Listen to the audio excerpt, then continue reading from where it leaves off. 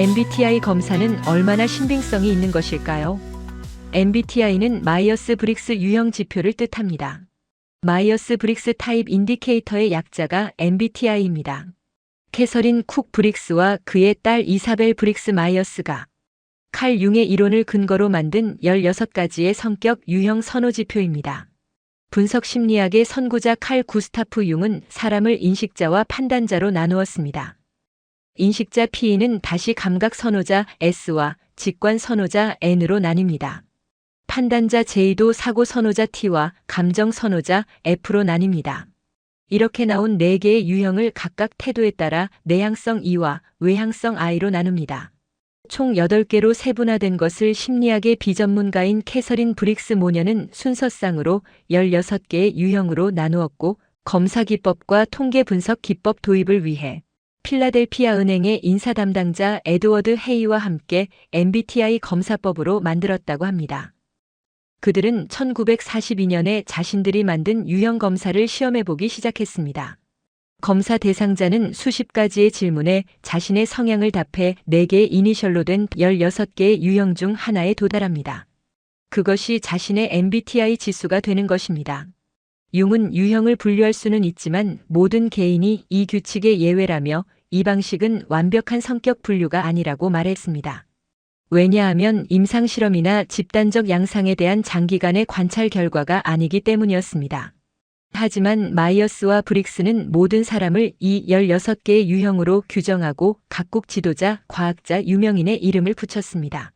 문제는 이것을 심리검사로 오해하는 것인데, 전문가들은 MBTI를 유형 판단 지침에 불과하다고 합니다.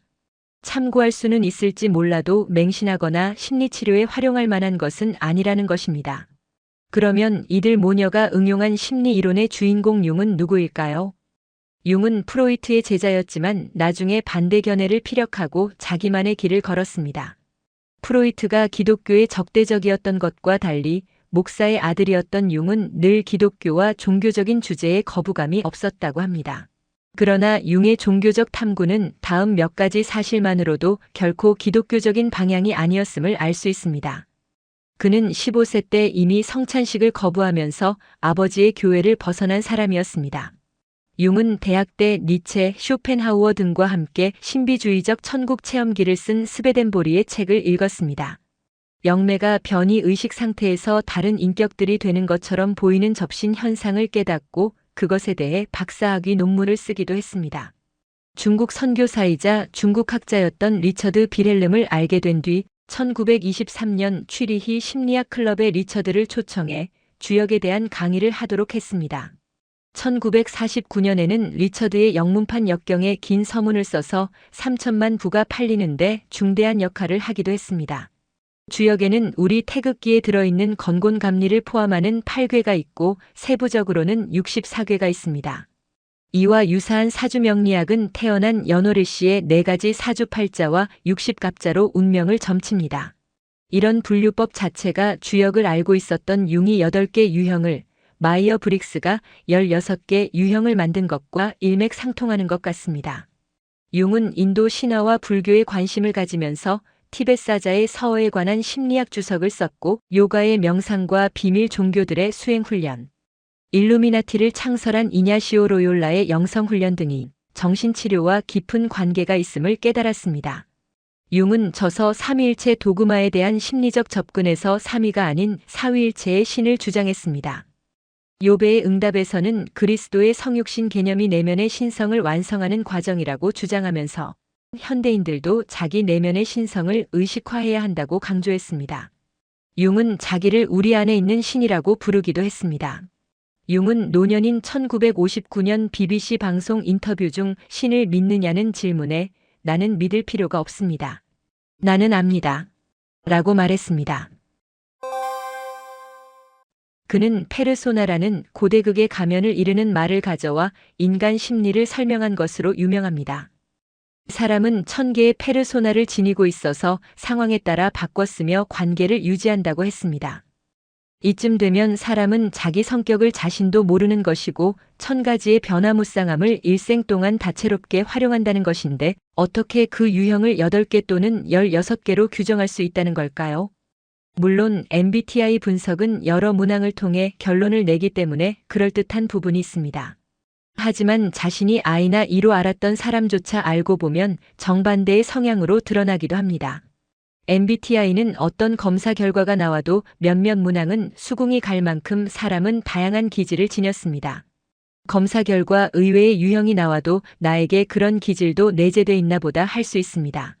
제대로 검사가 되었는지 검증할 방법이 없으며 검사자가 솔직한 응답을 하지 않을 경우에는 다른 결과가 나올 수도 있습니다.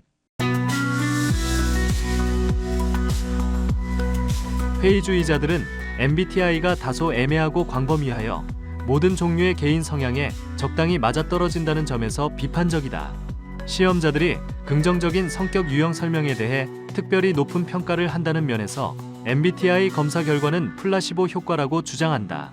MBTI는 인간의 성격을 한 차원 안에서 다소 이분법적으로 구분하는데 검사법이 표준화되지도 않았고 국제적으로 공인된 바 없으며 신뢰도와 타당도가 상당히 의심스럽다고 주장하는 학자도 있다.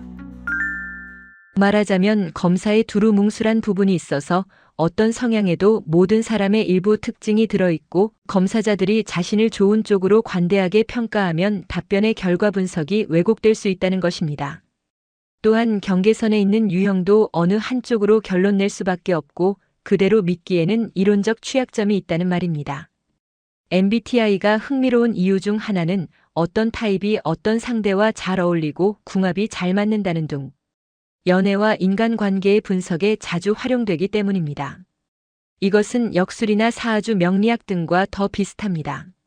그러나 사주대로 만난다고 다 잘 사는 것도 아니고 사주가 안 맞는다고 불화하는 것도 아닙니다. 거액을 들여 조상 묘자리를 잡은 전직 대통령들과 정치인들의 최후는 오히려 반대의 결과를 지지합니다. 또한 성격 유형 분석이든 사주팔자든 그것이 맞아떨어진다는 것은 일종의 운명론이나 숙명론이기 때문에 이교적이며 합리적이지 않습니다. 역술은 특정 대상을 섬기는 종교는 아니지만 우상 숭배이며 하나님 모독입니다. 우상들은 헛된 것을 말하였으며 점쟁이들은 거짓을 보고 거짓 꿈들을 이야기하였도다. 그들이 헛되이 위로함으로 백성들이 양떼같이 자기들의 길로 가며 목자가 없어 근심하였느니라. 스가랴 10장 2절. 점이나 심리 분석이 잘 맞는다고 항변하는 이들도 있습니다. 물론 일부 맞을 수 있고 인간보다 출중한 악한 영의 도움으로 능력을 발휘할 수도 있습니다. 사도행전의 점치는 소녀도 잘 맞췄기 때문에 사람들에게 인기가 있었고 많은 돈을 벌 수 있었던 것입니다. 그러나 우리가 하나님을 믿는 이유는 미래를 알기 위함이나 인생의 승승장구를 위한 것이 아님을 기억해야 합니다. 그리스도인이 되는 것은 내 앞길을 하나님께 다 맡긴 채 살아가는 삶입니다. MBTI는 자신의 잘못과 부족함과 죄를 모두 성향 탓으로 이해하고 타인과의 마찰도 성향의 부딪힘으로 해석하게 합니다. 특히 MBTI는 인간성의 가장 심각한 요소이자 인간관계 저해 요인인 죄를 간과합니다. 그저 장단점 정도를 파악할 뿐 MBTI 검사를 통해 자신의 죄와 악한 성향을 성찰하려는 사람이 있을까요? 정말 인간의 내면을 들여다본다면 모든 성향의 죄악인 S를 하나 더 추가해야 하지 않을까요? MBTI 검사. 재미있다고 해서 가볍게 여기면 안 된다고 생각합니다. 성경을 읽다 보면 하나님은 우리가 하나님이 아닌 다른 존재를 의지하는 것을 끔찍이 싫어하신다는 것을 알 수 있습니다. 내가 소유할 이 민족들은 때를 관찰하여 기륭을 말하는 자들과 점쟁이들의 말에 귀를 기울였으나 너에 관한 한 주 내 하나님께서는 내가 그렇게 하는 것을 허락하지 아니하셨느니라. 신명기 18장 14절. MBTI가 본격 점술이나 역술은 아니지만 연관성이 있어 보이며 그 뿌리가 의심됩니다. 하나님은 이런 유의를 기뻐하지 않으신다고 믿습니다. 사람은 사람의 마음을 알 수 없고 해결할 수 없습니다. 분석과 심리 상담과 정신치료가 그토록 늘어났는데 왜 세상은 점점 망가지는 것일까요? 그것은 어느 시대나 동일한 인간의 성정이 갑자기 악해졌다기보다는 사람들이 점점 더 하나님의 길을 버리기 때문일 것입니다. 어떤 검사나 상담으로 마음의 병을 치유하거나 더 나은 미래를 설계할 수 있겠지만 그것은 단순 참고사항 이상이어서는 안 됩니다. MBTI 같은 것을 일단 보면 그때부터 법이 되고 자신을 틀에 가두는 마음의 장벽이 됩니다. MBTI의 지나친 관심과 유행은 대한민국을 휩쓰는 무속 열풍과 무관하지 않습니다. 이런 검사에 너무 흥미를 가지지 않는 것이 좋다고 봅니다. 왜냐하면 하나님께 맡기고 나를 돌아보며 최선을 다하는 것보다 더 좋은 분석과 설계는 세상 어디에도 없기 때문입니다.